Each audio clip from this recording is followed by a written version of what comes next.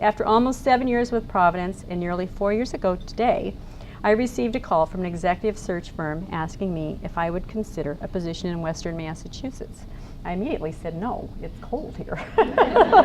Very cold, trust me. And by the way, it does rain all the time, so don't go telling anybody that it never rains here. It's really unusual, because that's just not true. I've been here 4 years now, I know the truth. So anyway, but my gut actually did tell me that I had made that decision too quickly, so just kind of a gut instinct. But I did decide if I was going to pack up my bags once again and take another leap, that I needed to entertain a variety of options and more than one. So I did. I explored development consulting in San Diego, and with the National Healthcare Philanthropy role with Shriners in Tampa, where I would need or get to travel. I looked at National Jewish in Denver, a healthcare research institute, because I thought I could ski. And then the Eye Institute at UC Davis. The pursuit of these careers was very educational to me, to learn the desires of my own heart and to follow those desires.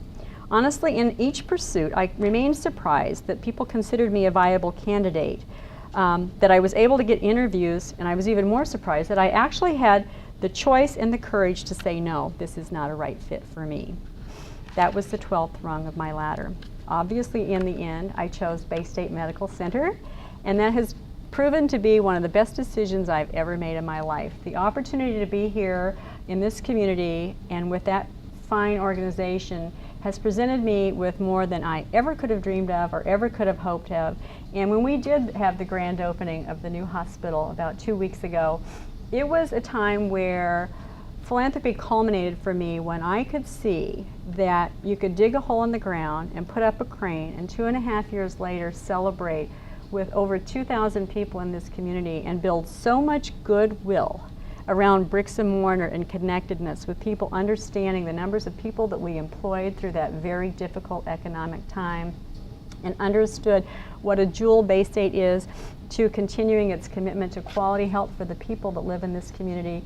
It has been absolutely phenomenal. So you're going to have to bear with me while I brag about Bay State for a minute, okay? They gave me, someone who had a very, very young career, the opportunity to take a lead role in a development program that was also very young. It was only 7 years old, and they charged me with building a comprehensive development program for a complex health system, not just a hospital, and to launch the largest capital campaign in the region. It was a challenge I certainly was very excited about. Certainly didn't expect the economy to fall apart.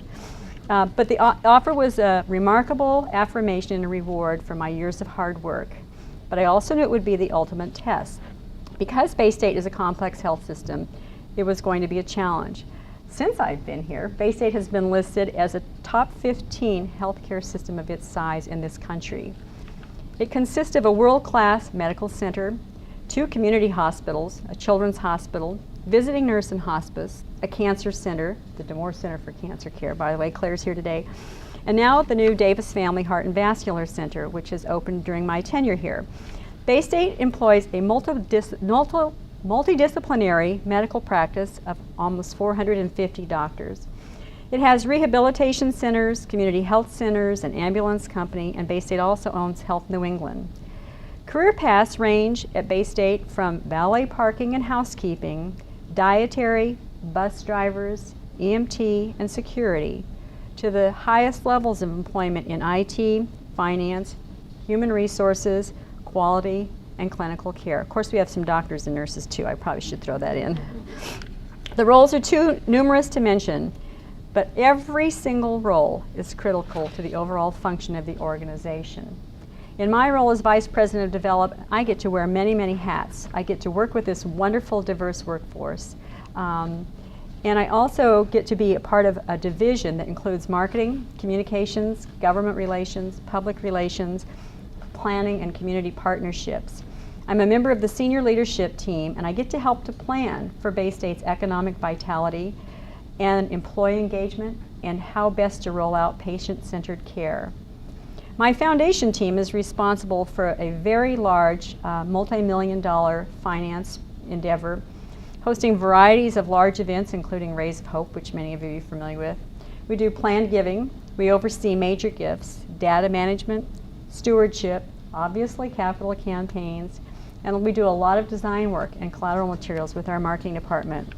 We also oversee a governing board of trustees.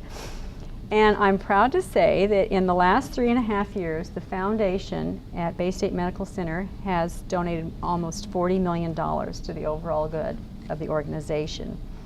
I think this group of women should be very, very proud of that. This is the second poorest community in the state.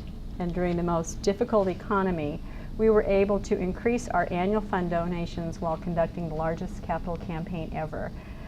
Yes, that's a testimony to hard work on the part of the people in the foundation, but it's a greater testimony on a community that cares about its community resources and the people that live here, and they stepped up to the plate in that time of need. Again, cementing my belief that philanthropy is at the heart of human greatness.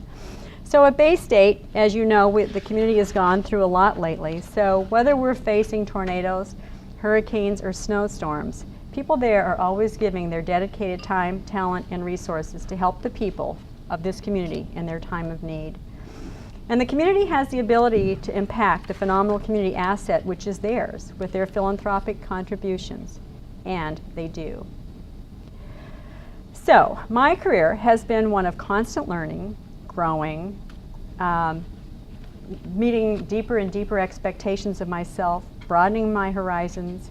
It's never been dull. It's always been inspiring, and it's often been very challenging. So now you probably understand why I say that my journey has been the long and winding road. I've finally achieved a level of success that satisfies my soul, makes me believe I'm going to be okay, and leaves me saying to myself, job well done, and in that I find rest. This moment in time pauses my climb up the ladder for now, and as it seems to be in life, I still have no clue what's next.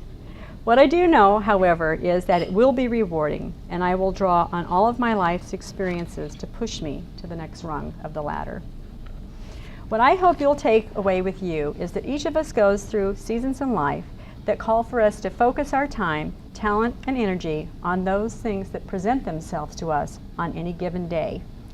And each season of our life will fully prepare us for our future opportunities and circumstances that are unforeseen and unexpected. Sometimes the ladder will feel like a 102-foot tower ladder, and more often than we would like, the rungs will break and create a huge gap, and more often than we may expect, we will fall off and have to struggle to get back on to climb to the next level.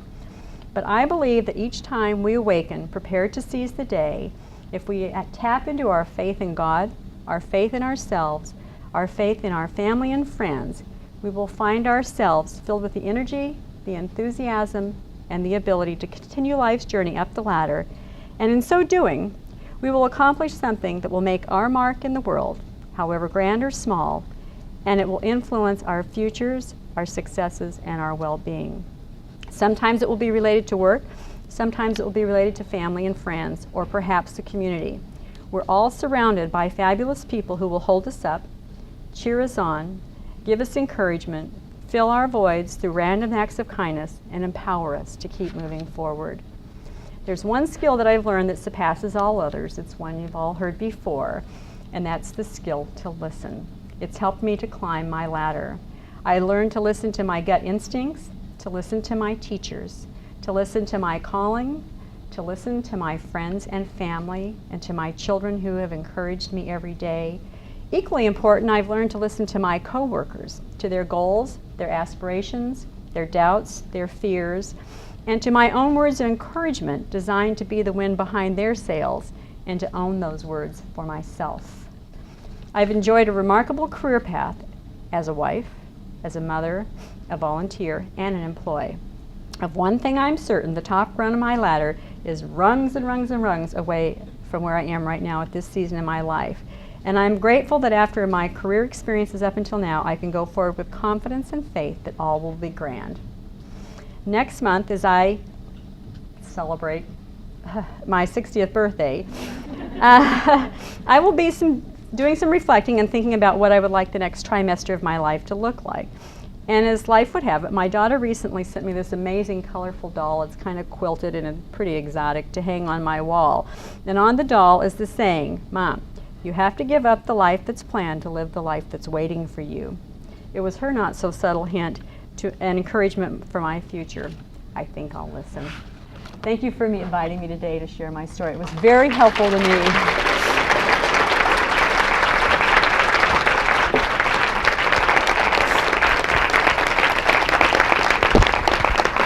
My nose ran the whole time.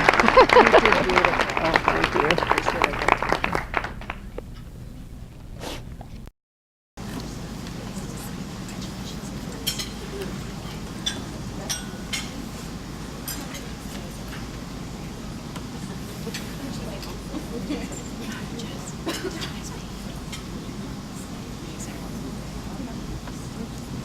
Susan, we can't thank you enough. It was a beautiful story, very inspirational, and I think all of you will be very glad that you came today to share in that story. And we're so glad that you picked Springfield, Massachusetts. we hope the next book is here. We're just collecting the business cards. We hope you all put one in because, as always, we have lovely raffle prizes donated by our members today. So in just a moment, we're going to be pulling the raffle tickets. So please do sample that dessert. Like our chocolate affair, it will be calorie free. And good luck in the raffle. Oh. Okay, so apparently we do have enough time. So Susan could take some questions if you have any, and particularly about the new addition to the hospital. And sort of selfishly, I'm curious because I'm a butter, I'm a neighbor to the hospital, thrilled to have it in our neighborhood and in our community. But it's been a joy for me every day to watch it going up because it's sort of amazing to see it from plan to completion in this kind of time. And I'm so glad that it is here in Springfield, and I know many of you have not had the opportunity to go through the new unit yet, but if you have questions, this is your moment. If you need it, you'll want to know what's behind it. So please, if you want to just raise your hand and speak up, we'll be glad to entertain questions. I have a question. Is there going to be an open house for The hospital is already serving patients, so we can't have an open house for the general public. However, the whole entrance is brand new, the daily lobby is new. You can certainly walk through the hallways and get a sense of what it looks like if you have a reason to be over there. I would encourage you to do that. It's absolutely exquisite. Yes? This was about your education. You said you went back to school to get an advanced degree. Yes. Do you think you got a lot more out of it being a mature person going to school as you would have coming right out of college and going into? That's a great question. She asked, for those of you who might not have heard it, when I went back to school, did I think I got more out of my education by being a mature person? Absolutely, 100%. My life experiences gave me so much focus, and the content of my classes meant something to me. I knew where they were headed and how they would be useful. And I had many study groups at my home with all the young people who just couldn't get it. So absolutely, it was just the best decision to go back later. And certainly a blessing to identify something that resonated with what I'd been doing and helped me connect the dots of my life, because I had been completely incapable of doing that on my own. Okay, thank you.